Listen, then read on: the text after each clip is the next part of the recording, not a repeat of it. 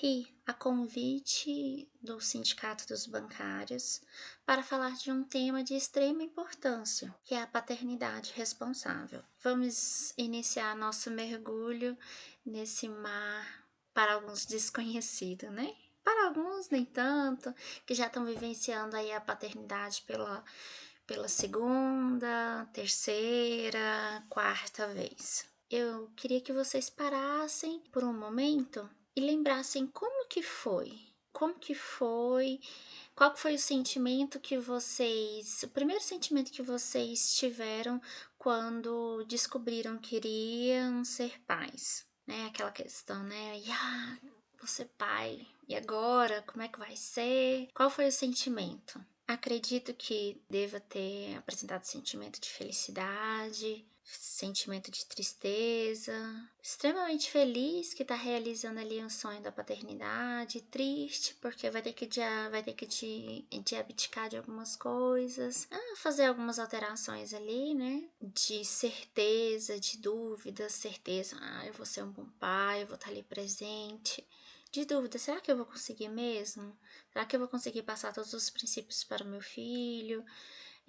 Proporcionar para ele uma educação saudável, de qualidade? Tá tanto de cabeça para baixo, né? Então, assim, será que eu vou conseguir? Esses sentimentos, muitas das vezes antagônicos, é normal surgirem, porque é algo novo, né, que muitos vão vivenciar. Então, fiquem tranquilos, isso acontece. O homem, culturalmente, ele não foi educado para cuidar de outro ser. Ele não foi educado nem cuidar dele mesmo, né? Grande parte da vida dele, ele é cuidado pela mãe. E depois, quando ele casa, a mulher acaba assumindo essa responsabilidade e não deveria ser dessa forma, né? Falando um pouquinho, aprofundando mais sobre essa questão de como é vista a questão da paternidade, antigamente, atualmente, a nova formação das famílias, eu trouxe 2 fragmentos de textos para a gente discutir melhor. Vamos para o primeiro, né? Existem obstáculos para o exercício da paternidade, tais como a cultura do machismo e o modelo tradicional. Em geral, o modelo tradicional do pai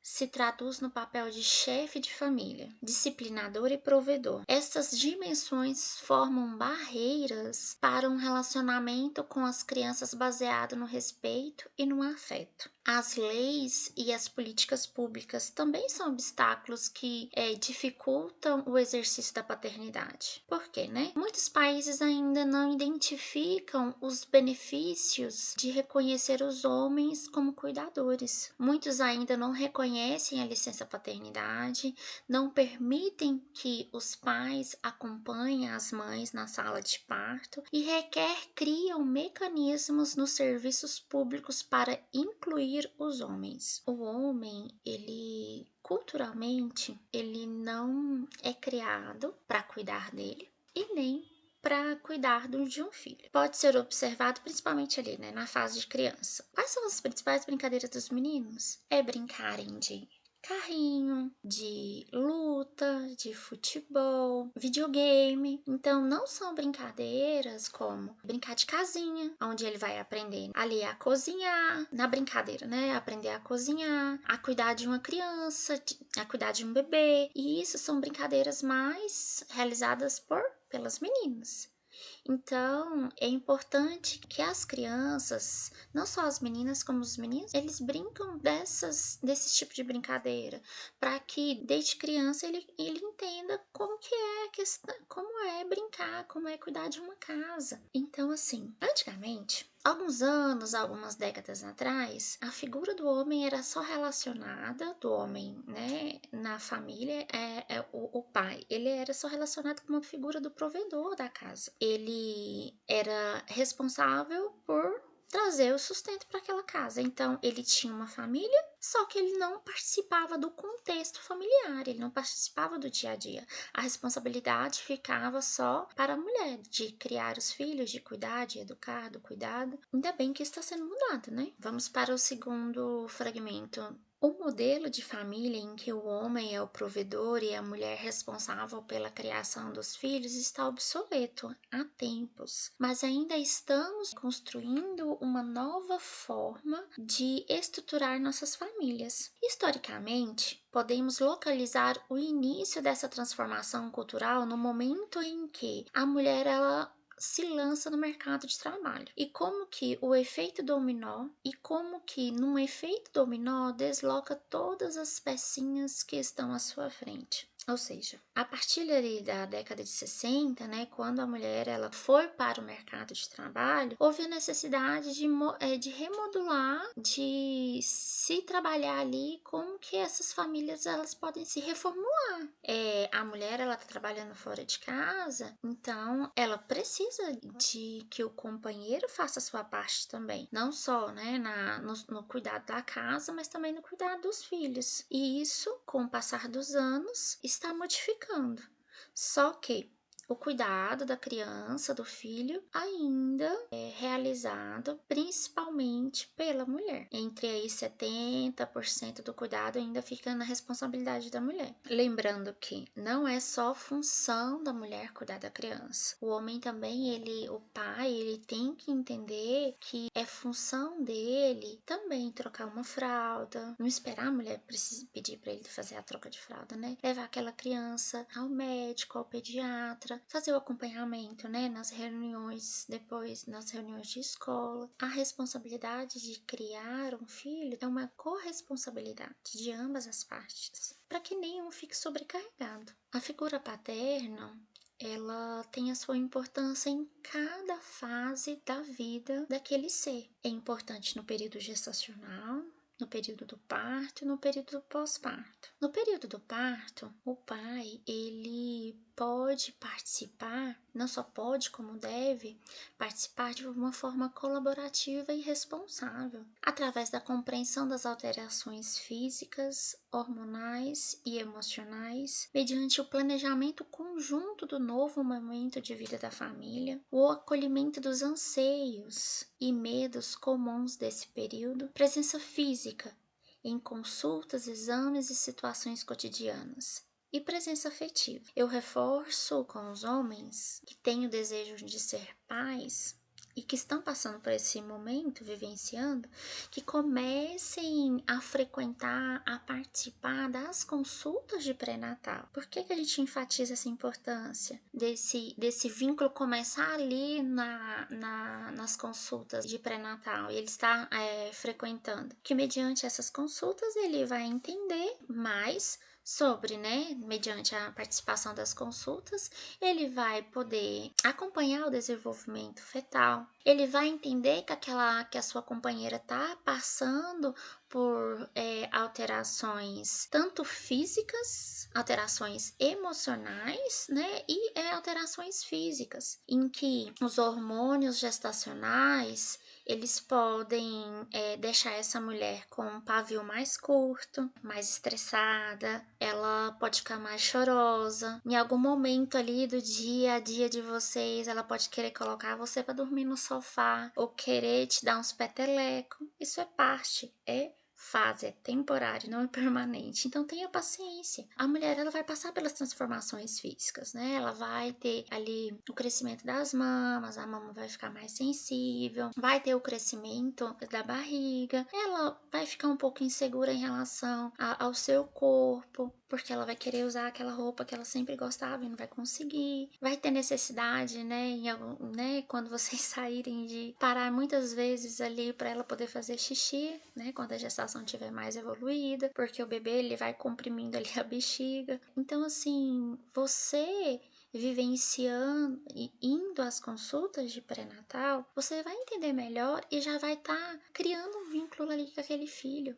Então não deixa para criar o vínculo com seu filho só no momento do parto, na hora que o menino vir, no momento do nascimento do seu filho. É importante a participação do pai também no parto. E como que você pode participar? Mantendo principalmente o quê? A calma. Tem que tentar manter a calma. Eu sei que a ansiedade bate ali, né? Assim, caraca, é agora que eu vou ver como é que é essa história aí mesmo de ser pai? E assim, tenta manter a calma, porque a mulher, ela tende a ficar um pouco mais ansiosa, que o corpo dela ali vai passar por uma transformação, e se o desejo e a decisão dela foi para um parto normal, tem muitos hormônios ali trabalhando. Então ela tende a ficar mais nervosa, mais ansiosa. Então tenta manter a calma, que você vai proporcionar para ela calma também. Esteja presente, deixa para informar os familiares do que está acontecendo, de como que está sendo o parto depois que o bebê ia nascer. Não fique no celular jogando ou resolvendo questões de trabalho. Vivencie aquele momento, tá? Mas esse momento aqui eu já passei com meu outro filho. Mas foi seu outro filho.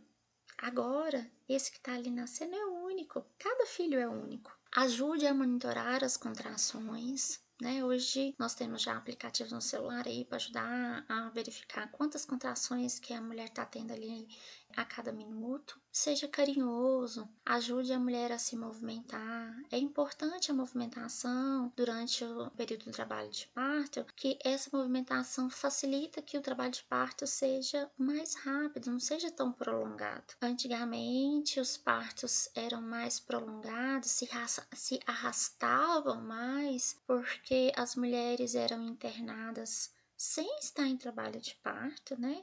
De forma inadequada, tipo, não estava em trabalho de parto, não estava lá com as suas dilatação, não estava tendo contrações ritmadas que estava proporcionando alteração naquele uterino. Então, assim, ela era internada de forma precoce e em jejum, muitas das vezes, e colocada, imobilizada lá.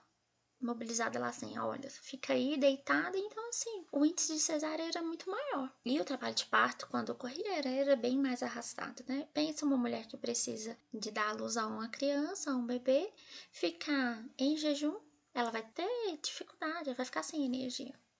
Então vamos lá, voltando. Faça massagem, respire junto com a mãe. A massagem vai ajudar a aliviar a dor. Mas primeira pergunta, você quer que eu faça uma massagem? Ofereça, que dependendo do momento ali, ela não vai querer nada. Ela quer só ficar no cantinho dela e receber carinho. Você pode fotografar, filmar é uma boa opção também. Participe na hora do nascimento. Você pode cortar o cordão no momento oportuno. O médico vai mostrar, né, o profissional de saúde, seja médico, seja enfermeiro obstetra que está acompanhando o parto, vai mostrar para você aonde que você vai fazer, né, o corte ali. Pegar o bebê no colo. Se a mulher estiver cansada, porque é exaustivo, né? Muitas das vezes o trabalho de parto ele é exaustivo. Você pode oferecer para pegar o bebê no colo, fazer o contato pele a pele. Dar banho depois, né? Depois das suas 12 horas do nascimento do bebê, você pode oferecer para dar banho no bebê. Então tem várias formas de você participar de forma ativa nesse período.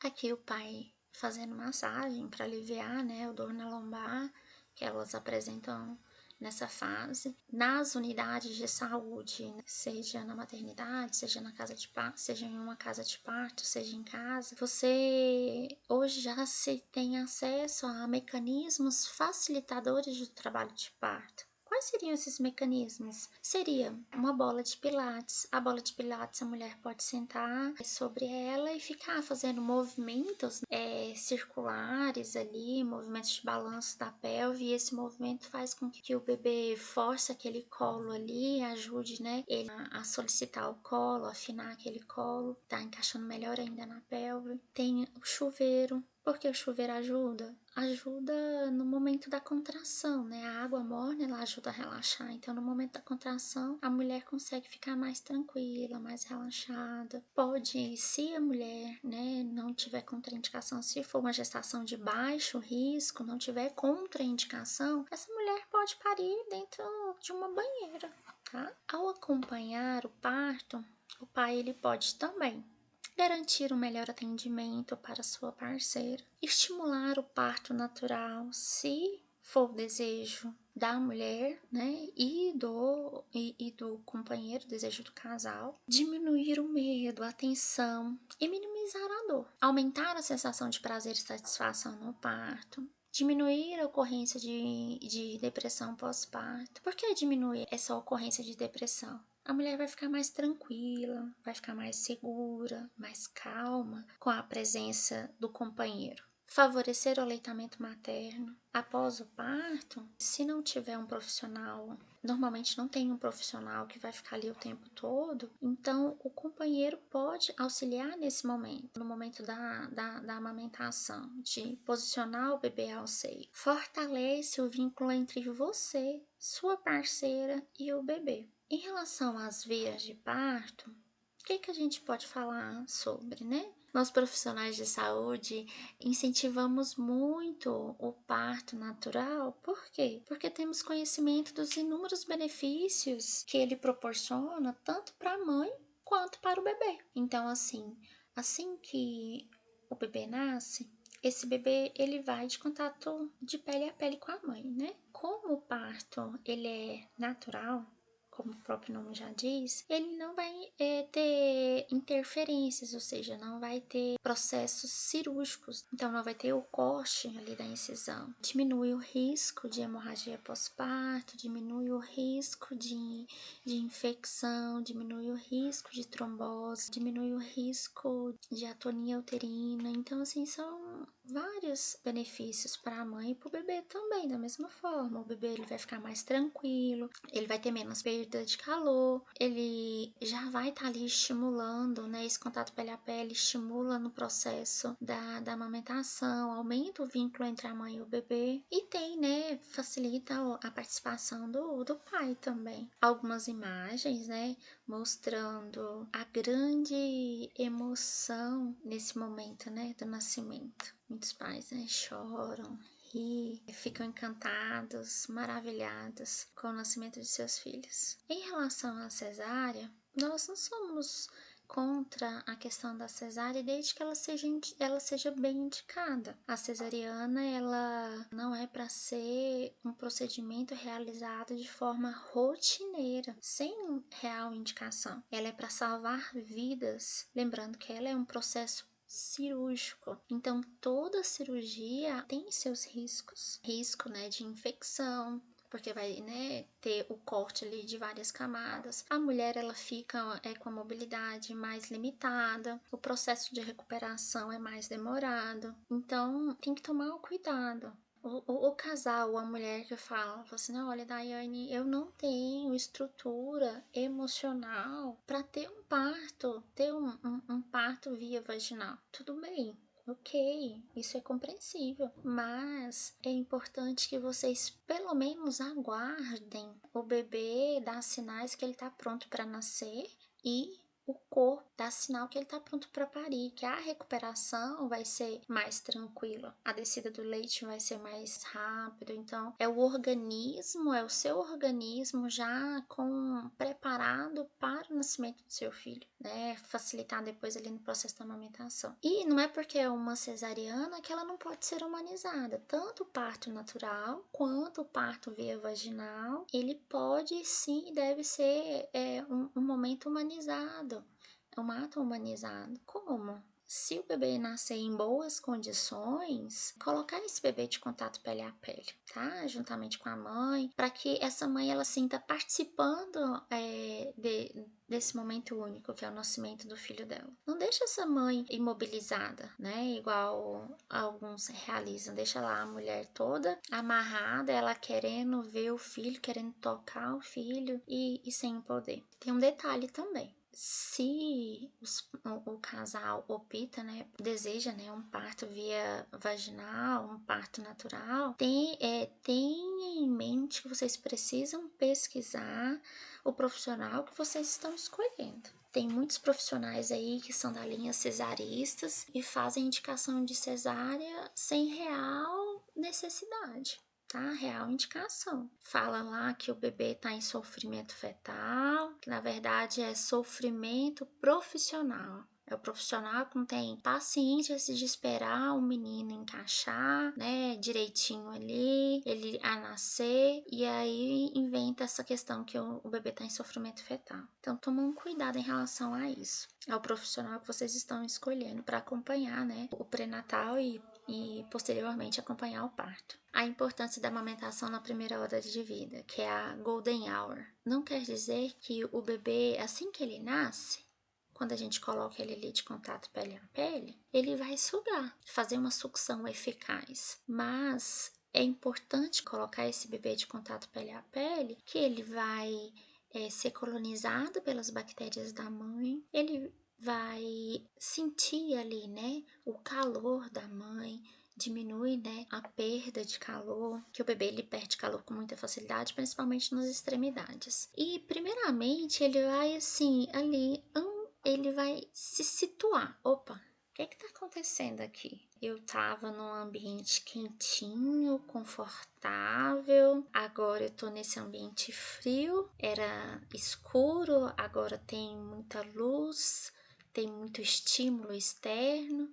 Então, ele, em alguns momentos, ele só vai passar a linguinha ali na região do mamilo, da auréola. Ele vai sentir o cheiro que a mãe, o leite, na verdade, inicialmente não é o leite, né? O colostro. Ele tem o cheiro, lembra o cheiro do líquido amniótico. Então, por isso que o bebê vai pelo instinto, né, do olfato. Então, assim, coloque esse bebê de contato pele a pele para que ele seja estimulado a amamentar. Não quer dizer que ele vai amamentar na primeira hora de vida, tá?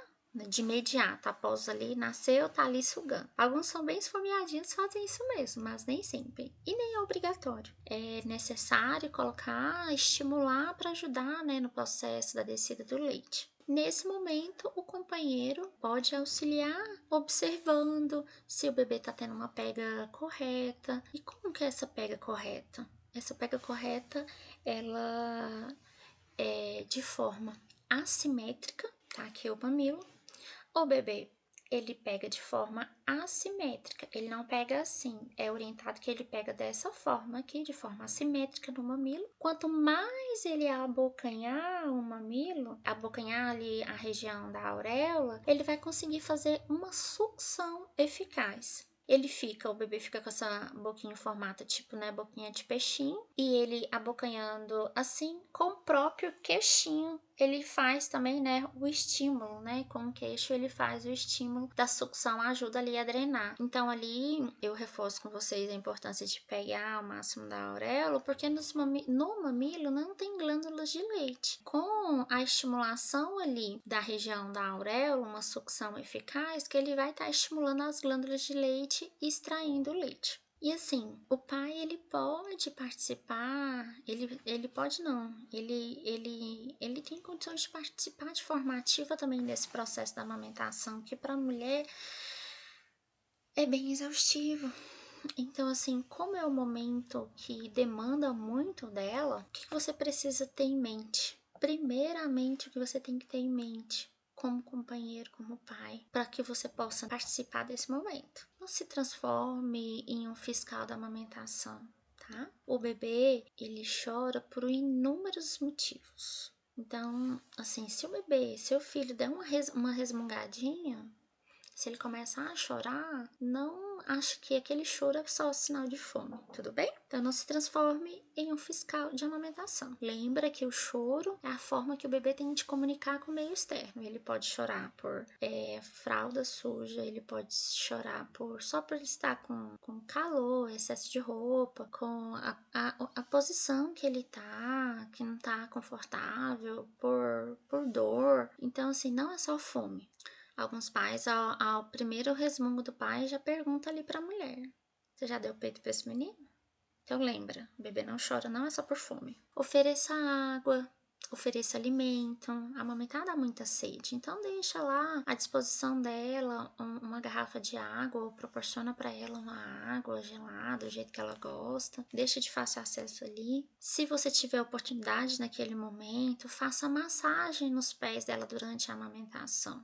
No pós-parto, algumas mulheres apresentam inchaço nos pés, ou edema nos pés. E então você pode fazer massagem, que vai ajudar a aliviar aquele inchaço. A mulher ela vai se sentir confortável, relaxada. Esse relaxamento, né, tem liberação de ocitocina, que é um hormônio importante na amamentação. Então você pode contribuir dessa forma. Após as mamadas, ofereça-se para colocar o bebê para rotar e ou trocar a fralda se for necessário. Nem sempre o bebê vai arrotar após a amamentação. Então, não tem necessidade de vocês ficarem ali 1, 2 horas com o menino em posição vertical para ele arrotar. Se após a amamentação ele tá lá naquele sono profundo, é só colocar ele para dormir no berço. Tudo bem? Ou na cama. Não tem necessidade de sempre colocar ele para rotar. Se ele tiver engolido um pouquinho de ar, quando ele soltar do peito de forma espontânea, ele vai começar a apresentar uma carinha assim um pouco desconfortável e tal. E aí você coloca ele para, né, em posição vertical. Lembra sempre de colocar uma fraldinha ao ombro para que, se ele vier regurgitar, vomitar, não vomitar em você, e também ele não ter contato com a roupa, que muitas das vezes, né, não tá uma roupa limpa, né? Seja companheiro e incentive a amamentação. Então, assim, é para você tá ali para poder incentivar. Não é ficar falando, seu leite tá fraco, seu leite não tá sustentando nosso filho, ele tá chorando. Você acaba de amamentar ele, ele começa a chorar. Então, assim, vamos avaliar por que esse bebê tá chorando. Então, assim, tem que tomar cuidado. É para você incentivar, ajudar a participar, a entender como é esse processo. E aqui podemos ver como que o bebê manifesta os sinais de fome, os sinais precoces. Estou com fome. Ele começa a se mexer, abrindo a boca, vira a cabeça, procurando, né? Buscando algo, sinais moderados.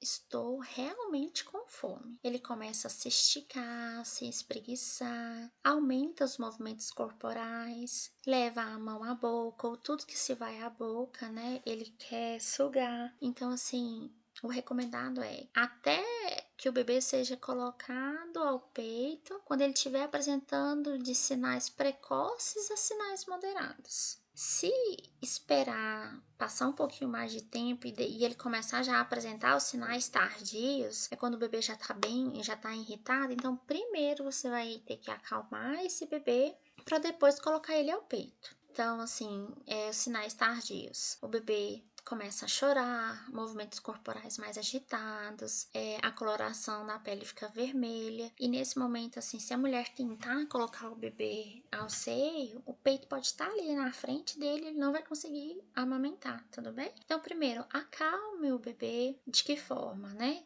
Trazendo, fazendo cafuné, coloca de contato pele a pele no peito, conversando, acalmando, acariciando. Vamos lá, o momento temido por muitos, mas que não precisam ficar, né? Não precisa ser tão temido assim, que não é um bicho de 7 cabeças.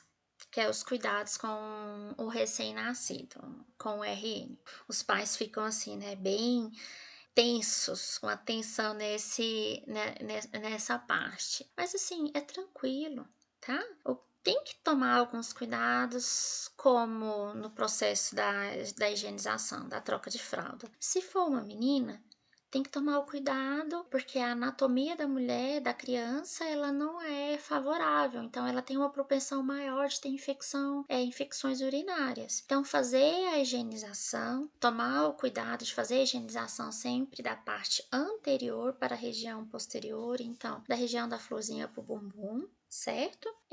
Quando for fazer a higienização, tomar o cuidado de não levantar o tronco do bebê para forçar a cervical. Você pode só fletir as perninhas do bebê, colocar as perninhas do bebê sobre a barriga e fazer a higienização.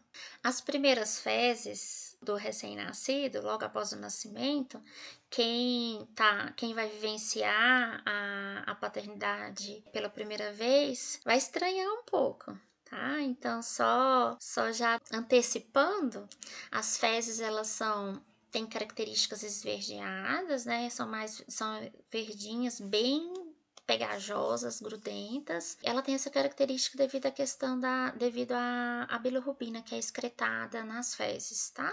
No processo da higienização, para facilitar, se recomenda utilizar o algodão umedecido com água morna ou água fria para fazer a higienização. De forma alguma, lenços umedecidos, certo? Porque esses lenços umedecidos, eles têm álcool e causam irritabilidade na pele, pode causar alergias na pele do bebê. No momento, outro detalhe, assim, que causa ansiedade nos pais, tensão, é no momento do banho. No momento do banho, a gente tem que tomar alguns cuidados, que é o principal. Não deixar a criança cair, então você não vai deixar. A criança, ela pesa aí em média, né? Se ela tiver nascida no peso adequado, que a gente considera, 2.200 a menos de 4 quilos. Então, você não vai deixar essa criança cair, pode ter certeza. Cuidar com o ouvido, para que não entre água no ouvido e não venha causar uma infecção, uma otite. Na hora do banho, né? Na hora do banho é importante vocês colocarem tudo de fácil acesso, certo? Tudo de fácil acesso que vocês vão utilizar: roupa, toalha, produtos de higienização, cotonete, fazer a higienização do coto umbilical. Nessa fase se recomenda sabonete, né? Cabeça, corpo. Não é recomendado produtos com cheiro, para que a criança não venha desenvolver, né, as doenças respiratórias ali, as rinites da vida. A temperatura da água, né? A temperatura da água você pode verificar com o dorso mesmo da sua mão. Não tem necessidade de comprar termômetro, eu acho que é um gasto desnecessário. Você verifica com o dorso da sua mão.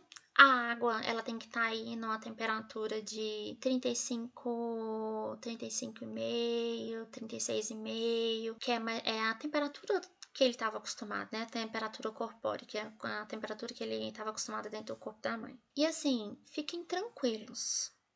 O bebê, nesse momento, muitas das vezes ele chora. E não chora pouco.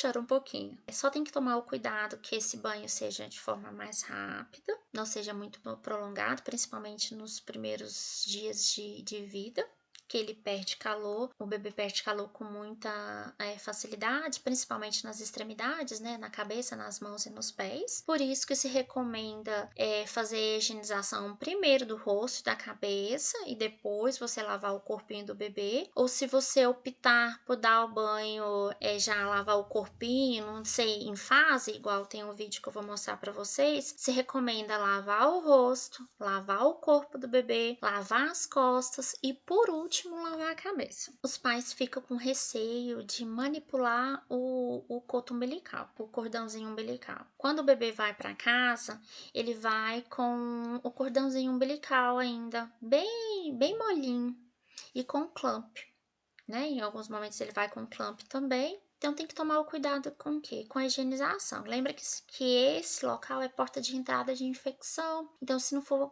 bem cuidado, ele pode causar uma infecção, certo? Como que você pode fazer essa higienização? Em média aí de 2 a 3 vezes ao dia. Num desses momentos é na hora do banho, você vai lavar com água e sabão normalmente, e após o banho eu prefiro fazer secar com uma gaze estéreo. Você vai pegar uma gaze estéreo sobre a barriguinha do bebê, sobre a região do coto, secar com uma das hastes do cotonete. Você vai secar. Se você observou que ainda ficou molhado, vai secar melhor ainda, bem ali a base, tá? Às vezes passa bem ali, bem rente à base. E com a outra haste do cotonete, você vai vir com álcool a 70% da região da base para a região da ponta, né? Da região da base para a região distal, certo? E sempre tá observando se esse local está apresentando sangramento, se está apresentando secreção amarelada, um pus, ou tá mais vermelha. Esses são possíveis sinais de infecção, tem que estar atento. Se vier a apresentar, recomenda-se levar o bebê ao pediatra, certo? Os outros momentos que você pode fazer a higienização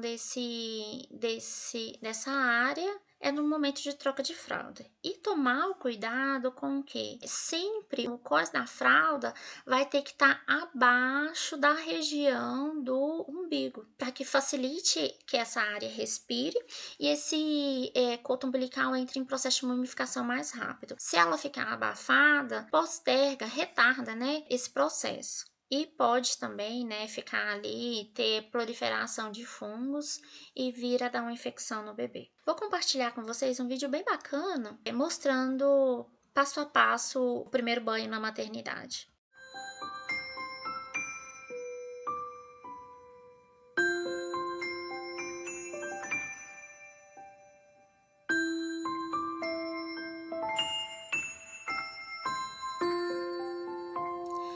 Nesse momento, a profissional está fazendo um charutinho.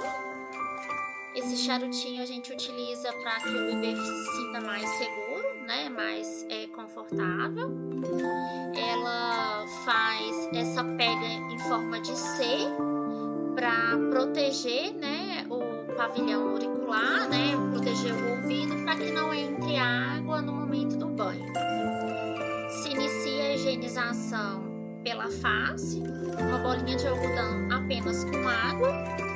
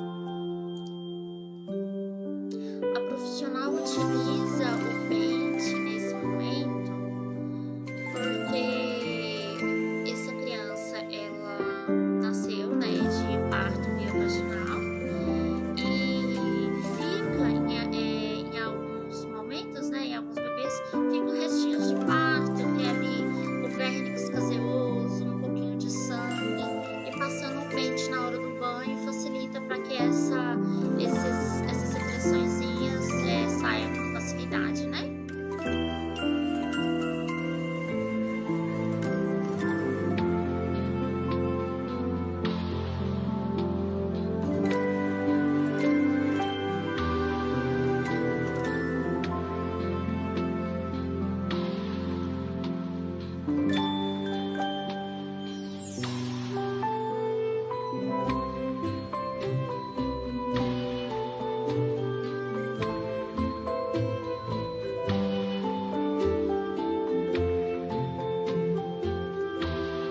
Nesse momento ela seca a cabeça do bebê para não ter perda de calor.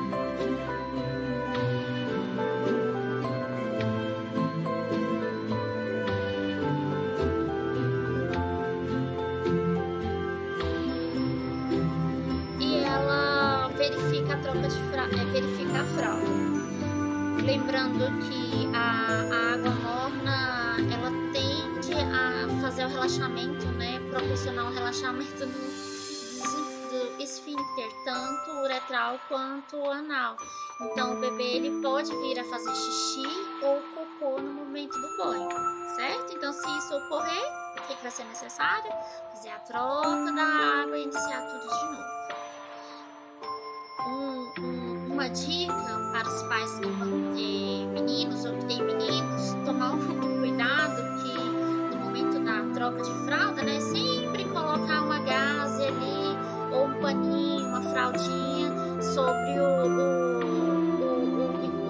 a genitália do menino, para que você não tome uma chuveirada, né, ou ele mesmo tome uma chuveirada de xixi na boca.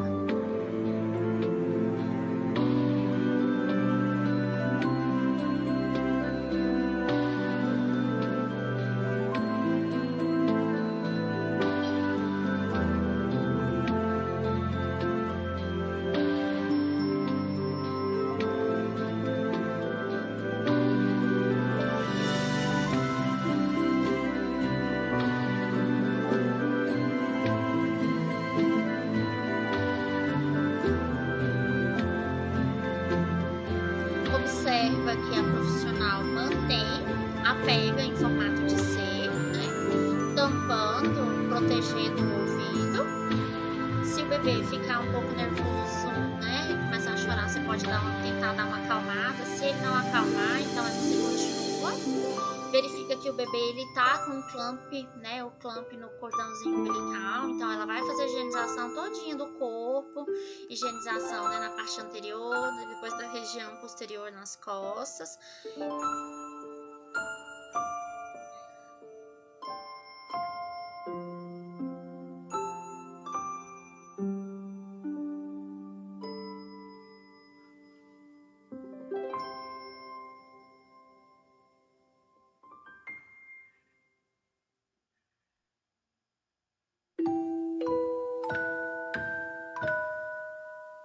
E é isso.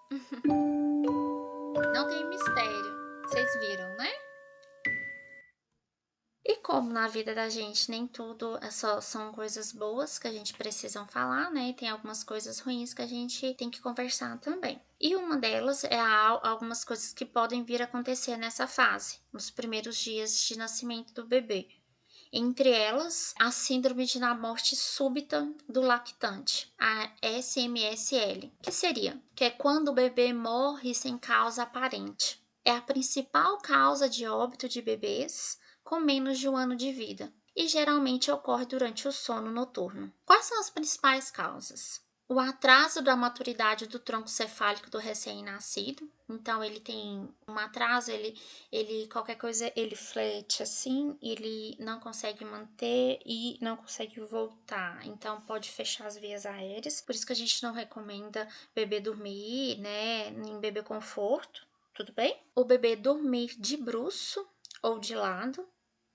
Antigamente era as posições que era recomendada, era de ladinho. Hoje não se recomenda mais. Em vez, né, da posição correta, que é a de barriguinha para cima. Então, a forma correta do bebê dormir é com barriguinha para cima, tá certo? Calor excessivo no ambiente. Tomar cuidado com o quê? Principalmente pais de primeira viagem ou não, pais de primeira viagem, ficar atento a isso.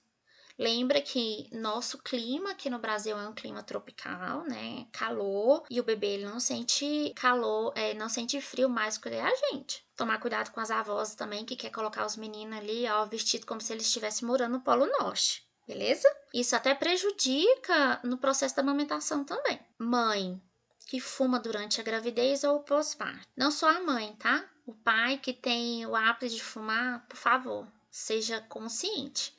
Se você não conseguiu parar de fumar por você, pelo menos tenta parar pelo seu filho. Ou, se você não consegue, tenha consciência de fumar fora de casa e sempre que for pegar o seu filho, higienizar as mãos antes, certo? Para evitar o problema, é importante tirar os objetos dos berços que possam ser puxados para eles e sufocá-lo, como panos, né?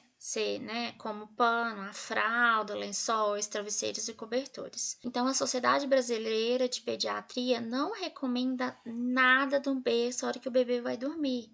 Sim, nada. É nada mesmo. Travesseiro, cobertor, nada. O que se recomenda é que o bebê esteja bem vestido, agasalhado, com luvinha, né? Tá bem tampadinho ali, uma roupinha quentinha para que ele consiga dormir tranquilamente. Certo? Algo que pode apresentar também, que os bebês podem apresentar, é a icterícia neonatal. A icterícia, ela ocorre, né, em média de 25 a 60% dos RNs e podem surgir, né, entre aí o terceiro e o 7º dia após o nascimento do bebê. Por que ela ocorre? Ela ocorre devido à imaturidade hepática do RN. E ela é decorrente também, né, devido ao aumento da bilirrubina na corrente sanguínea. Ou seja, devido à imaturidade hepática do bebê, vai ficar uma concentração a mais da bilirrubina. E é onde que ela vai causar essa corzinha amarelada no bebê. Antigamente se conhecia, se dizia que isso era amarelão, né? Que o bebê tá amarelão, que as avós recomendavam dar banho de picão no menino, chá de picão. E não se recomenda isso mais, certo? O que algo que a gente incentiva é a amamentação. Por que a amamentação? Quanto mais o bebê mamar, né, que é a amamentação livre demanda, quanto mais a mamar, o que ele vai fazer? Ele vai fazer cocô. E esse excesso de bilirrubina que tá ali na corrente sanguínea vai ser excretado pelas fezes. Por isso que nos primeiros dias, as fezes dos bebês são com aquela corzinha esverdeada. Algo que pode ocorrer também com as mães é o baby blues, que pode ocorrer após o parto. O baby blues é uma alteração emocional na parte emocional da mulher, em que essa mulher ela fica mais melancólica, ela fica com choro fácil, ela fica mais irritada. Por que que pode ocorrer? Devido à queda abrupta hormonal que ela tem após o nascimento do bebê. Então, assim, tem uma desestabilização ali, até o corpo dela entender ali, se ajustar, se acalmar ali aqueles hormônios, leva um tempo. E ela pode apresentar esse baby blues. Ela se cobra muito, né? Ela se cobra muito para conseguir cuidar daquele filho, a sociedade cobra, às vezes o marido cobra, o companheiro cobra. Ela se sente, né, extremamente responsável pela vida daquela criança, é ela que vai nutrir. E tem a questão também, né, da restrição de sono. Então, tem que tomar cuidado com esse período, tá? Nesses primeiros dias. E ele dura aí, se ele vier apresentar, dura ali em média de 15 a 30 dias. Se ultrapassar disso, ligar ali, né, uma luzinha de alerta, que a nossa preocupação é de vir a desenvolver, né, uma depressão pós-parto. Essa chargezinha ela é bem interessante, porque, assim, bem interessante, que ela demonstra, né, como a família ali lida com os primeiros dias, logo no nascimento, né? Que aí a mãe pergunta, e agora? O bebê? E agora? E o pai? E agora? Ou seja, é tudo muito novo. É tudo muito novo para a família em geral. Então, fique tranquilos. Tenta manter a tranquilidade, certo? Um dia de cada vez. Cada dia vai ser uma descoberta e um aprendizado. A mãe vai estar aprendendo a ser mãe. O bebê vai estar aprendendo a se alimentar. E o pai vai estar aprendendo a ser pai, beleza? E as mães, por favor, deixe os seus companheiros fazerem do jeito deles para eles aprenderem. Se eles fizerem do seu jeito, eles não vão estar aprendendo. E vocês, homens, vocês pais, vocês têm o conhecimento que vocês também podem apresentar a depressão pós-parto? Sim, vocês podem. E essa depressão, se ela ela surge ali após os 3 meses, né? Quando ali as coisas já começaram a acalmar, que já tá tudo tranquilo, que passou aquele movimento, aquela agitação, aí é onde que vocês podem apresentar alguns sintomas, né? E os sintomas em geral aparecem, né, de forma, né, mais tarde do que das mães, e principais sintomas são ansiedade, irritabilidade, desvalia e ciúme. Como que você pode identificar o problema? O pai, ele começa a competir com o bebê pela atenção da mulher, ele ignora o filho recém-nascido, ele tenta afastar a mãe do bebê, ele busca relações extraconjugais, sente-se triste ou excluído e prefere passar mais tempo no trabalho que em casa. Então, toma cuidado, se observa, tudo bem? E como a gente pode prevenir e tratar? A prevenção é através da psicoterapia, né? A psicoterapia a gente pode estar tanto prevenindo quanto tratando os casos mais leves, e outros podem ser necessários o uso de antidepressivos, tá? Temos que tomar cuidado nessa fase do puerpério, tanto a mulher quanto o homem, tentar trabalhar mais a comunicação.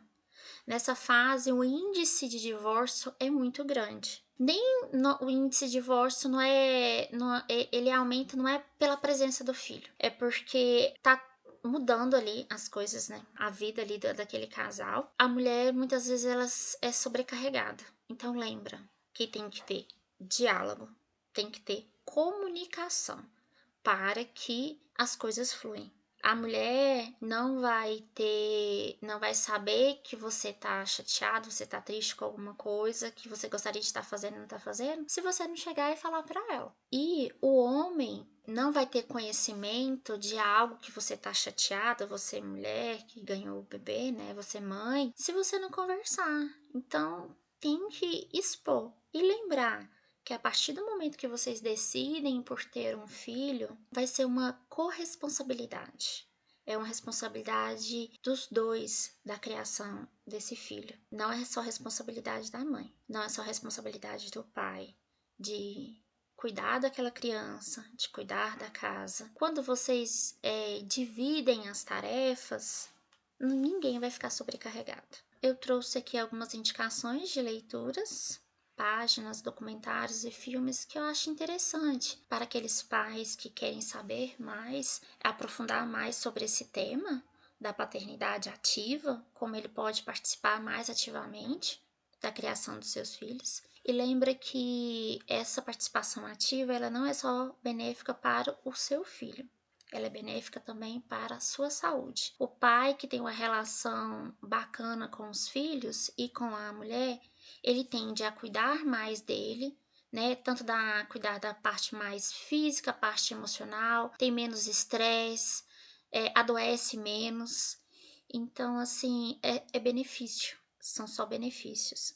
Então, aqui temos algumas opções de livros. Pai é Pop, do autor Marcos Piangi. O Marcos Piangi, ele é um escritor e, se eu não me engano, repórter também. Conta no livro como que foi a descoberta da paternidade, como ele vivenciou, como é que é a relação dele com as filhas, como ele vivenciou a paternidade, né, juntamente com o seu companheiro. Tem o livro Abrace Seu Filho, do autor Tiago Queiroz. O Tiago, ele trabalha muito bem a questão do sentimento, de como o homem ele é criado para não manifestar sentimento, que o homem ele não pode chorar, ele tem que ser o forte, ele tem que ser o super-herói. Não, ele tem que ser pai, ele tem que manifestar sentimento. Então vamos mudar essa forma de criar nossos filhos. Então, assim, ele trabalha muito essa questão de como é importante a manifestação de sentimentos do homem. O Thiago, ele também tem uma página no Instagram chamado Paizinho Vírgula Oficial. Ele tem um podcast também, se vocês tiverem interesse. Tem o Instagram Homem Paterno, Paternidade Sem Frescura. Alguns documentários que você pode acessar no YouTube, como o Pai 2019, Os Desafios da Paternidade Atual, O Silêncio dos Homens. Na Netflix também você pode estar acessando O Começo da Vida. Temos também o filme O Renascimento do Parto, que é muito interessante. Tem o 2, o 3. Tem o filme Plano B. E tem outro filme também que eu não coloquei aqui, que eu assisti recentemente, que é A Paternidade, que é muito bacana, tá? Esse filme Plano B é uma forma que eles tentam trabalhar ali, mas de forma mais cômica, mais engraçada, a vivência da paternidade. Um homem que não esperava pela paternidade, dando spoilerzinhos, né? Que ele não estava esperando pela paternidade e ele é surpreendido por uma paternidade por gêmeos, né? Paternidade dupla. E aí a preocupação, ele começa a surtar, entrar em paranoia, que a preocupação na sustentação dos filhos, né? Que ele vai ter que trabalhar muito mais. E aquela preocupação, então, tome cuidado. A paternidade não está só relacionada, não é sinônimo de só gastos financeiros, não é para estar relacionado só com a parte financeira. Lembra que o seu filho não vai lembrar do melhor tênis que você deu para ele quando ele era criança. Ele vai lembrar dos momentos que você dedicou a ele, das brincadeiras que vocês participaram juntos, do carinho que você deu. Então, o vínculo ali, ele é importante começar, como eu mencionei, desde a gestação, depois no nascimento e depois na criação do seu filho. Espero que eu tenha contribuído nesse tema, né? No dia a dia que vocês vão estar praticando a paternidade, certo? Meu muito obrigada. Fica aqui à disposição, né? Meu telefone, meu e-mail, caso eu possa contribuir de alguma outra forma com orientações. Se vocês tiverem dúvidas, pode estar entrando em contato.